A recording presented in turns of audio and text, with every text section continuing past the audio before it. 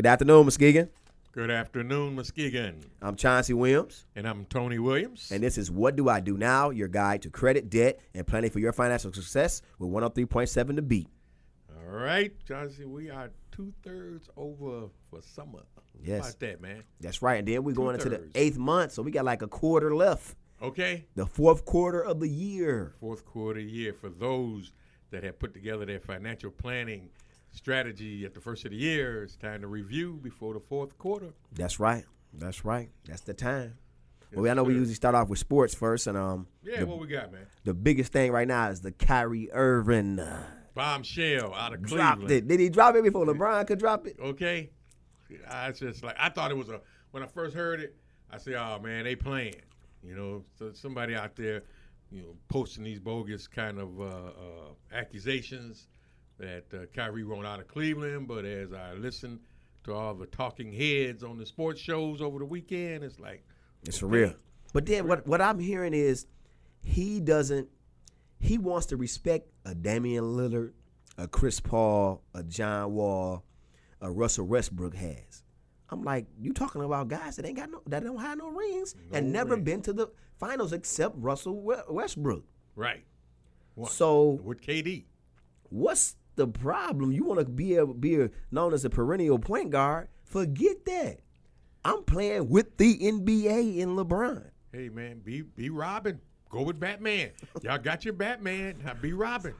Okay, the success. Well, you will benefit from the success, but some egos are bigger than what they can think. I guess it is. I mean, somebody feed him the wrong garbage. Man, I was blown away. I really was. He didn't want to play with LeBron. He don't want to play with LeBron. That's kind of what it came down. He got the Mamba mentality. He really does. He thinks he's 6'7" and he can wear number 24. That's what he think he can. Napoleon syndrome. He's not Kobe. No, he's a great athlete. Yeah. Okay, we won't take that away from him, right? Right. He's a scorer. He's a walking bucket. He's definitely a walking bucket, but he's not a walking defender like Kobe. And he does not have that demeanor where he could just take over. Yeah, the whole game. Kobe take over the whole game. Yep. Not just a quarter, not just a stint. Kobe owned the whole game and his teammates. Because he's that kind of guy, man. He's got that court persona that will bring out the best. And I'm sure it's not easy playing with LeBron because LeBron is so driven that he wants everybody on that team to play that way. Mentally, that's right. Physically, to get after it, man. So I don't know. I wish the brother well. I hope he wind up somewhere. Yep. Well, he could be happy, but he won't win no championship. That's right. I know they interviewed New York. Yeah, they interviewed Damian Lillard about it. Asked him about it, and they asked him to say, "Could you play with LeBron?" He didn't really answer because he can't answer. He can't answer. But in so many words, he said, "I'll drop everything I'm doing to be in the finals the last 3 years and have a ring." Okay. He said, "Isn't that what we play for?" He said, "All that extra stuff come with it afterwards." He said, "You playing in the finals the last 3 years, all the best point guards watching you play. You getting the credibility of being the best." That's right. Because you playing in the last game, the last series of the year. 2 teams standing at the end, baby, and everybody in America is watching. There's no football. No distractions. Little baseball just starting up, right? Right. Little soccer World Cup going on. But you're at the biggest stage, the NBA World Championship. You there. So what Kyrie Irving did this past season, he showed out 40, this, 30. Then he showed how he go none by himself and how the offense stand still also. Yep. But he got to show everybody on the biggest stage that I'm the best. I'm the best point guard. Me and Stephen Curry are the 2 best. So if you don't start playing in the finals no more, you just a household name. You will be lost in the shuffle. Because you're too small. And I can say I like Kyrie Irving before LeBron, but I was not watching the Cleveland Cavaliers game. I can tell you like that. No. And they didn't make no noise when it came to playoffs either, did they? They didn't walk it. He probably walked in the arena and bought a ticket when the playoffs came and watched some of his friends play. Oh, of course. But he's never been in the playoffs without LeBron. So I guess he got that. He got that. Everybody saying, "Oh, without LeBron." So he really wants to prove to everyone, but in the same capacity. They didn't get it done when he wasn't there. But look how it worked. Like Derrick Rose jumped at the opportunity. Oh, my man want to leave? Give me an opportunity. I'll play with LeBron. Okay. I averaged 17 last year in New York. And was hurt. I'll take this and put some prayer oil in that brother's knees. He'll be all right. Yeah, because he's gonna be in with an organization that LeBron said, man, you must stay healthy. You got to do the things that I do. That I do. And he gonna stay healthy. He do what LeBron do. He might make it through. Yeah, that's his new little brother now. Yeah, I think so. Yep. So what kind of money they paying? A league exception, $2 million. But he turned down contracts like 15, 20. He turned down money like that to be next to the king because I believe he wants that nutrition and that health. And whatever LeBron does with his trainer, he wants to be a part of that. I think he's ready to be tutored by LeBron. Yeah. Because he has the same kind of game. Explosiveness, attacking, can post up guards. He got it. Just never had nobody that could complement his game. He haven't had nobody. He haven't had nobody to defer to. He got with Carmelo. Carmelo hogged the clock. LeBron is more like, here, young fella, go ahead. Right, and he'll go to the hole. Yep. Okay, where Carmelo want to shoot jump shots too. That's so, right. Yeah, when LeBron go to the hole, draw that extra defender, he kick it back out. Rose, he good to go, man. He good to go. I always like Rose in his whole career, so it's just like I'm glad he's getting some light to shine on his career again and him to go in the right direction, and that's just beautiful. Yeah, man. I wish it all works out for him, regardless of what happens in 2019. That's right. Yeah, if he go to Hollywood, I don't rock too much purple and gold, but I think that if he go to Hollywood, they're gonna have to get some black jerseys for me. Okay, Magic got to change it up. Wear the black jerseys. I wear the black ones. I can't wear the purple and gold. All that I can't do it. But I love Magic though, because he's a Spartan and that's my guy, man. Magic the man. Magic making moves out there, man. That that they will be competitive. They may not win a championship, but they won't be what they were last year. That's right. You right. Okay, he putting the pieces in place, man, to be competitive. They just brought Caldwell Pope in too from the Pistons. Yeah. They brought another shooter in. Another shooter, man. Okay, so it's going. He trying to get it back to Showtime. Yeah, we run Michael Cooper. That's what Caldwell Pope remind me of. Michael Cooper. Play D, run the lane, hit the jumper. Yep. And our boy looked good. You know, he was with MVP of the summer league. Yep. So we're gonna be all right. Lonzo got us rolling. So the pieces are starting to come together for our boy. For the king to walk through the door. Yeah. Well, we know who at the top. We know who we got to knock off. That's right. They sitting there, they haven't did anything but just resign their guys and everything. Yep. So everybody come on in. What you got to have to stay. Yep. You ain't negotiating. What you got to have to stay. What you got to have to stay. Okay. If it look good, we're good to go. We're good to go. Not sign that paper. Yep. Nope. What we got next? We got some football. What? Well, you guy White that went to Oregon. Okay. Where's he at now? Oh, we got locally. We got Trevor Manuel going to Olivet. Trevor Manuel Yep. went from Oregon, Pac-10. Didn't Oregon go deep into the NCAA playoffs? Yeah, they lost to. I don't know if they lost to Duke or somebody, but they made it. They were like a Sweet 16. They lost to Kansas or someone. They made it far. The Elite Eight, somewhere in that mix. But he didn't play that. He didn't play. He set the bench, and I think they was going to redshirt him, so he left. Oh. So when he left, he was in limbo because he just left. So then when you leave a school like that, if you don't have your grades or something, you go down to Division II. But Olivet's like, what, Division III? They got to be Division III, man. Yep. I know Lil Will Robeson also signed with them, too, that played Muskegon on the championship team. They got him. Great. So it's in the woodworks. It's a couple other guys that I'm not going to mention that's going to be signing also from this area. So look like Olivet trying to know where the talent is at. Pipeline down That's in right. Olivet, man. So let's get it going. Let's get our kids to school, get some scholarship opportunities, and hey, let's make it happen. I see some big things happening great in our community. So Olivet. Shouts out to Olivet for bringing in a major D1 prospect. Yeah, trying to get it done. But it was one of the stories I wanted to bring to our audience attention before we move on. The Cowboys, I think? The Cowboys. Chauncey, kid by the name of Whitehead, was a wide receiver. One of the best, isn't he, on the team? Well, he was one of those players that could be great. Okay, he's just in that mode now where he's trying to find his niche. But you couldn't be with a better organization when you got Dak Prescott at the quarterback helm. You're right. Okay, he's gonna make average wide receivers look great. But we're in training camp now, first week of training camp, and the story breaks about him being accused of shoplifting. What? He rich? Okay, accused. Why would he steal? Hey, man, it's beyond me. All right? So the story breaks that there is a warrant out for his arrest. He has a court date to appear. He doesn't show up. They get the word to the Dallas organization, and they cut him. All right? Cut him. Send him packing. next day, police department down in Virginia issued a statement that, oh boy, we had the wrong guy. That's not the guy we were looking for. He has an ironclad alibi. He wasn't even in the state when it went down. So it was an issue of like mistaken identity, but yet they went ahead and charged this guy, released this information to the media. The media took it, ran with it, put it on the Dallas Cowboys doorstep. They reacted, and this kid all the time was saying, hey, man, wasn't me. I wasn't even in the area. And they didn't even do the due diligence to give a guy a chance to exonerate himself, because I always thought you were innocent till proven guilty, but yet sending packet. So now, do you rescind that offer and say, okay, no, come back? You know, that's kind of bush league, man. It's like, maybe I don't want to come back. If that's how you guys are going to treat players. That's scary, man. You know, I don't even know. Mistaken identity, man. That's mistaken identity. Is that racial profiling or what? What was that? Be very close to it, Chauncey. You slander my name and then nobody can't call me from the organization and say, hey, where you at, brother? Right. Right? You good? There's some accusations about you in the paper. Yeah. That you stole something. Right. What's going on? You all right? Failed to appear. You all right? Issued a bench warrant. What's going on? I'm in the Bahamas. Yeah. Man, I've been out here on the practice field all week sweating, and I was in training camp here in Dallas prior to that, but yet it was supposedly took place in Virginia, thousands of miles away.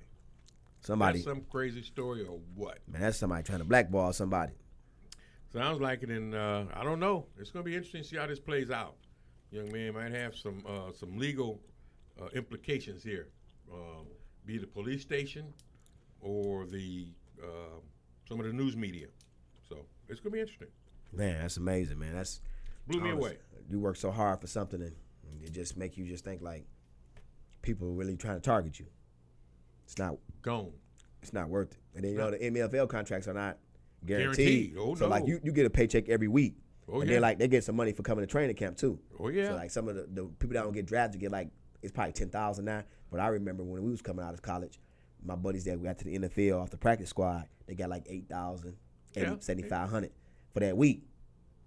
That was a good $7,500 move. They either bought a car, they was put a down payment down on the house, or they was able to do some traveling to go to the Euro League or something. That $7,500 held them over for a little bit. Mm-hmm. So he got that check, and all other checks disappeared. He gone, man. So hopefully he has enough talent, and there's enough GMs out there that look at the kid and say, you know, we ought to get this guy a shot. Yeah. So it'll be interesting. It really will. So I like to continue to follow that story, Charles. Yeah, that's interesting, man. Yeah. And then one more item before we get into our show, we got to talk about this new law about distracted driving. Okay, it takes effect July 1st, 2017. Very interesting. A lot of tidbits that I don't think people are completely aware of. What's the name of it? What's the bill? It's the distracted driving law. Okay, distracted driving law. That means like, okay, give me some characteristics of this law. Well, I'll tell you what I'm going to do. I'm going to set the stage for you. And it basically says, as a part of a new campaign against distracted driving, Michigan State Police will begin riding in unmarked cars, looking to catch folks breaking the law. The campaign is titled Operation Ghost Rider. Will allow police to spot distracted driving violators and will notify another marked car to pull the driver over. And driver inattention is a leading factor in most crashes and near crashes, according to the National Highway Traffic Safety Administration. So a lot of the data that they got and they're reacting to came from these folks. And it says driving is a visual task, and non-driving activities that draw the driver's eyes away from the roadway should always be avoided. As July 1st, 2017, Michigan law prohibits texting while driving. The first offense for motorists, $100 fine. Subsequent offenses cost $200. There are three main types of distracted driving. Visual, taking your eyes off the road. Manual, taking your hands off the wheel. Cognitive, taking your mind off of what you are doing.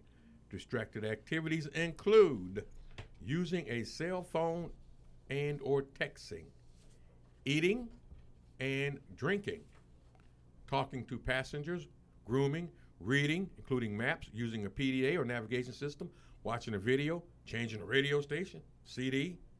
So those are a lot of things that we normally take for granted, but now could open yourself up to a stop by the police and being issued a ticket. So there's a lot of more issues along here that they need to take close attention to, pay close attention to, because these guys are going to be out there and they're going to start writing tickets. So that's just a small sampling of all the initiatives that's coming after the distracted driving. So go into their website, Michigan State Police, and it'll give you all the details as to what they will be enforcing when it comes to distracted driving. All right, so be on the lookout. You can't be texting. You can't eat your sandwich while you're driving. No. Can't look at your nails. Can't turn the knob on the radio. No. Can't talk to the passenger. That's what it says. Oh man, that's my time to have. So I be talking to myself because it's distracted driving. I talk to myself. What do I like talking to the Lord? Be like, I'm about to go in this place. I got this job interview, and the police pull you up and say, "Who you talking to?" Right. Like, I'm talking to Jesus. I'm trying to get Jesus on the main line. Okay. Right. So I don't understand that. That's kind of weird, man. So we're gonna see how it's broad though, man. It's broad. That's another way to racial profile somebody. I'm gonna bring that up. Okay. He was talking to himself. You know, a lot of times some people in certain cultures are real emotional. When certain songs come on, they singing in the car like they talking to somebody. Yeah. They might be crying in the car. Yeah, and you know, some people can't talk without looking at you, right? That's right. So if you're driving and he's got to take his eyes off the road to look at his passenger, be it his spouse or his partner, whoever it is, and the police see you, out of there. Them grounds to pull you over for distracted driving. Oh man. You that $100 ticket. Woo-wee. So be careful. All right. Get ready for the new laws. What we got today on our financial show is mortgage help for debt-strapped saddled grads. And just I just want to make an announcement today. Something that we just did at our company. We were able to help people right now, Tony, that's currently being garnished. Oh, that's awesome, man. To get them out of garnishment and get them on the right track again. Without a court order. Without a court order. Because a lot of times, I know in the past when we had clients, Tony, when they told me they was garnished, there was nothing we could do for them. So now it's in place. And that's something I've been praying for. I'm like, man, because I done seen people lose $7,000, $9,000, $5,000. The highest amount I've seen somebody lose in their income taxes, because it's that quarter right now. It's the 7th month about to end. Mm-hmm. The final quarter, if you haven't paid in the last 6 months of your student loan, they put that summons in. And a lot of times your employer don't tell you. Oh, no. And when that garnishment hit, oh, no. Woo, I got done like this in 2003. When it hit, you be like, I should have paid my tithes. Why did God do me like this? When they hit you. Got your attention. They got your attention. And what you gonna only do is you scramble. Yeah, what can I do? Can I work out a payment? Can I do this? Can I do that? And it seemed like in the past, for me, when it happened to me years ago, probably about 14 years ago, was no help for me. Mm-hmm. So today I'm telling people that we have the plan and the program. You know me, my name Chauncey Williams. I'm on Facebook, Credit and Debt Help. Inbox me. Send me a text message, 231-683-5342, and we can help you get out. So I just want to share that with everybody because that's major. It's great stuff, man. That's major because a lot of times when you're in a program and they try to rehab the loan, Tony, they'll garnish you up for 1 year. Or they'll take your income tax, then they'll garnish 20% of your income. Take your income tax, take that $5,000, take that $7,000, take that $9,000, and then say, okay, and we're going to garnish you with 20% of your paycheck. That's a heavy financial hit, man. That can set you back tremendously. So the people that got them summons, you like, I'm thinking about it. They not gonna do to me. I'm different. This not gonna happen to me. I'm only gonna use cash. They not gonna be able to find my. No, if your Social Security number attached to when you sign a promissory note for a student loan, or your parents sign a parent plus loan, you hit. They coming. So I just want to just reiterate that because if you get into trouble like that, trying to get a house, like we got mortgage help today for debt straddled graduates, you're not gonna get no home. You're not gonna be able to do anything. Mm-mm. Because the way it's set up now, everything is set up to help the person with college debt. Because like right now, it's the article I have there says what we owe. It says here's the breakdown of the $12.6 trillion in the household debt. What was that again? How much was it? $12.6 trillion in household debt. Not billion. Trillion, man. Trillion. Add a comma. That's a lot of money, brother. A lot of money. So it says student loan debt has risen by 170% since 2006 and is currently standing at $1.3 trillion. So here's a breakdown of the percentages, Tony. You got 67%, Okay, that's mortgages. So Okay. that's 6%. So you know, somebody you gonna buy a house, you gonna have some debt. Oh my God! Okay? Yes, yeah. That's a good debt to carry. $400,000 home. Tax Absolutely. write-off, interest, Yeah. you know, depreciation, add-ons. That's a bank account. Yep. So I understand that. But then student loan follow that right up with 10%. Then you got your auto loans, 9%. And then the cars are getting to be more expensive. Oh yeah. A decent car costs you $35,000. That's it. Brand new. That's it. And that's crazy. Yeah. We're not talking no high end either. Okay. I know you're talking about some cloth probably. Okay. Oh, definitely cloth. Yep. Yeah. Then you got credit card debt, 6%, and then others. So then when you look at that, because you're gonna have healthcare debt, because some people financing their healthcare, you know, they That's gonna major get emergency worse. surgeries. But what they doing now for people is saying that, see, most times when people leave school, they talk about $34,000 in debt, but then millennials, they're struggling in their own homes. Mm-hmm. So what they're doing now is they say when calculating for a borrower the monthly debt to income ratio, the lenders will exclude payments made in the past year by someone else, typically a parent or employer, for non-mortgage debt, including student loans.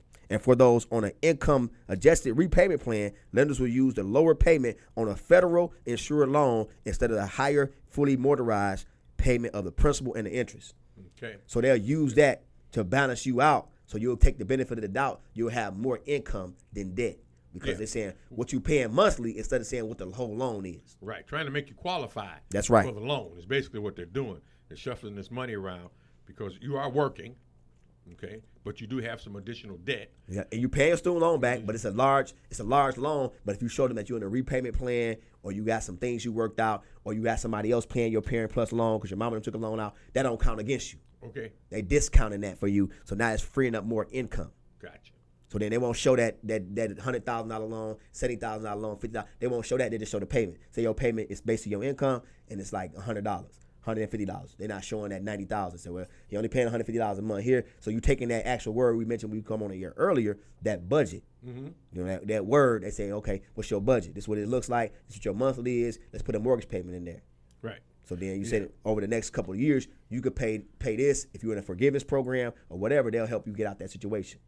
Yeah, because millennials at one time were not in the housing market because of the laws were not, conducive for them to qualify for a loan because of the student loan debt was so heavy. It was ridiculous. Okay, and had them upside down already. Yep. So they had to make some changes in order for folks to go out and buy homes. Speaking of that, Detroit, you had mentioned this before. Yes, sir. Bring this up. Yes, I want teachers. Yes, right. I wanted that in Muskegon, man. That's how I bought my first property. I said that's what Chauncey was talking about. I bought my first property in Taylor, Michigan. Okay. In a subdivision that was a housing project that they took the housing projects and they merged 2 and 1 bedrooms into 3 bedrooms. Okay. I had 3 bathrooms and 3 bedrooms, 3 baths, and I paid $70,000 right by the airport. Right. Regular price was $140. I got it for 50% off. 50% off. And it was for a county-wide. It was Wayne County-wide teacher next door program. Okay. Because I worked in Detroit, but I got a condo in Taylor, and they just let me get it. Well, you was in the county of Wayne. You was county of Wayne. So they qualified. But I was in a subdivision that was once in a poverty-stricken Section 8 area, and they renovated it. Okay. So it was postal workers in there, people that work for the airline, military, police officers. Man, that neighborhood was so fun. Okay. Then the mortgage crisis came. Yeah. So and everybody got hurt. Everybody got hurt in that situation. Airline laid off certain things, but it benefited that community, man. We didn't have no crime. I knew all my neighbors. We had potlucks. It was crazy fun. I didn't have to leave my complex, my area. Great. Man, that was what you call a neighborhood. Yeah, some like good we neighbors. grew up in. Yeah. Everybody knew everybody. Yep. And I they ain't look lock out my for each door. other. I ain't lock my door sometimes. Okay. I remember. I ain't lock my door because I was a single guy. I used to have a housekeeper, so I was like, she's like, you never lock the door. Like, the alarm on there, it's all right. You know the code. Right. And it was like my neighbors were so nice, man, I just couldn't believe it. And we had a melting pot of people out there, but based on the professions of people, everybody had something to lose. Mm-hmm. So the association took care of us, but we also took care of each other. Right. You know, somebody needed their groceries carried in. It was an old lady, I'll carry her groceries in, or whatever. So it really changed the whole dynamic. So I'm looking for Muskegon to do something like that. Adopt that kind of, strategy, man. When I heard about that in Detroit, I thought, okay, whoever it is, the mayor or whatever, they get it. That do something to They kids. get it, man. When you got that coach in your neighborhood, he live down the street, or that teacher that don't be playing, Yep. or that teacher that you love, the kindergarten teacher or first grade, and she live in your block or he lives in your block, that changed the whole Makes a dynamic. difference, Oh, they're going to Mr. Williams. Put that away. Yeah. You know, we ain't got no business out being out, man. Yeah. He come. Put your pants up. So that changes the dynamics of a community because now you have people that own. There's a vested interest in the community. And they're shaping their neighborhood. So I saw that I was just, I mean, you know, Detroit got some beautiful homes too. They do. Yeah, man. Give me a brownstone in Detroit. One of them. Okay, it's not all blight now. Come Hardwood floors, cathedral ceilings. Come on. Oh, yeah. The big fireplaces. Yes. The loft properties they have. We talking about Detroit. Detroit, man. You know, at one time, Detroit had more owned homes than anywhere in the country. More. I can believe it. Than anywhere in the country. Man, beautiful properties, man. I love that stuff. Look like castles, some of those places. Yeah. So, yeah, that was good news. I hope somebody in this area get that same notion. Yep. And the third way this initiative allows homeowners to refinance their mortgages is taking cash out to disperse directly to a student loan lender to pay off debt. So let's say if you enter in a program where you're like 10-year forgiveness, all right? And a lot of times they say you have to renew every year. If you refinance, take that 10-year balance out and put it in, like you say, an annuity or something that you can save interest on, right? And just pay your loan off. Pay your loan but off. just have it there in an account where you can withdraw, and you just redo your paperwork every year, and you have it done. Yeah. So then the mortgage company give you the home, and like you got the home, and you paid off your student loan. Yeah, it's the instant equity. When you go in, if you give them a 50%, like you had, when you go into that house, you have instant equity because this house is valued at $140. Yep. You get it at 70. You sitting on 70 grand of equity. Even when the community, like, you know, when the mortgage crisis happened, you know, some people nobody had the short sale because it's like we got them for 70. So it's like, okay, the house worth 140, we'll give you 94. I'm like, well, I only paid 74. Let's go. Right. You know, when the mortgage crisis came, we had to do a short sale. I'm like, I got 95. I'm like, I made 20. I got a nest egg.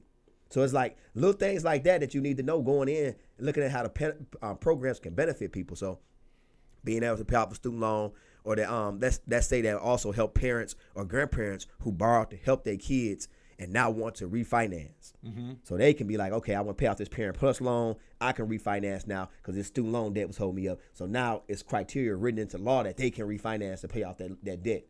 Because a lot of times, you know, now refinance is hard to get. Oh, yes. Like when you want to get equity out your home, what are you trying to do? Yep. You know? Especially, you know, people upside down on their loan, man, they have no equity. Yep. They owe more than what the house is worth. So here's an example that says this is how it works.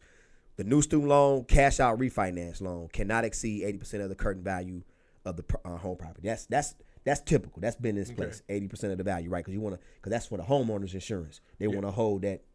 Yeah, and the bank still has a vested interest. That's right. They want to so protect 80%. That. You can't go over 80% of it, right? Because they want to be able to have some equity in it. So for example, refinancing a $175,000 mortgage, lowering the rate from 4% to just 3.75%, rolling in $25,000 in student loans would save the borrower about $80 a month.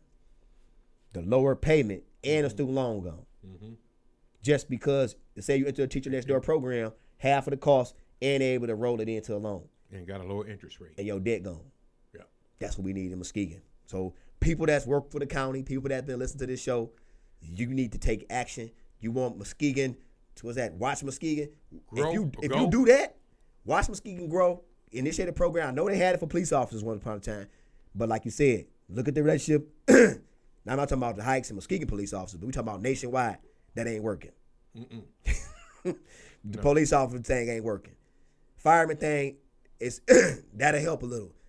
We talking about people with visible faces over decades in our community. Mm-hmm. Teachers. And if a teacher come in, their kid going to be educated. Okay. Then that's going to be educated. Then it's going to bring positive peer groups and change in.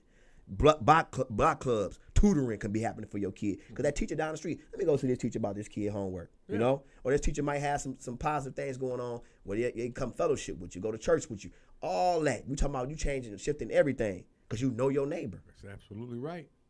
You know? So we want to build in some great things and just see.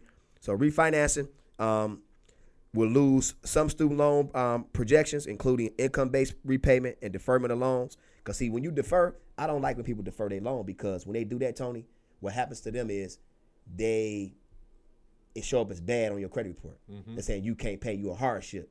I remember you saying that before. It's like you're a hardship. Like, okay, you qualify for the loan, but you got this hardship right here because you can't pay this little amount right here in the student loan. Right. So why should we give you a home loan? Yeah. Why are you deferring it? So don't do that, audience. Don't do that. Always get into something. Man. It's a trap. It said you'll lose any student loan interest deductions for which you may have been eligible. But if you gain a larger mortgage interest deduction, you can itemize it on your tax return. Mm-hmm. So when you get that reduction and you got that student loan program, look at what you're getting. The interest off of that and the interest off the home. And then a lot of times when you claim that interest the next year when you buy that home, all them fees and them. Yeah, that's all up front. All that upfront money you pay, you claim that in your tax when you itemize. Right. What you paid the realtor, all that, everybody. Lower your title company, income. man, I'm telling you, people, we got to get ahead in the game. Let's take action. Let's make a positive change.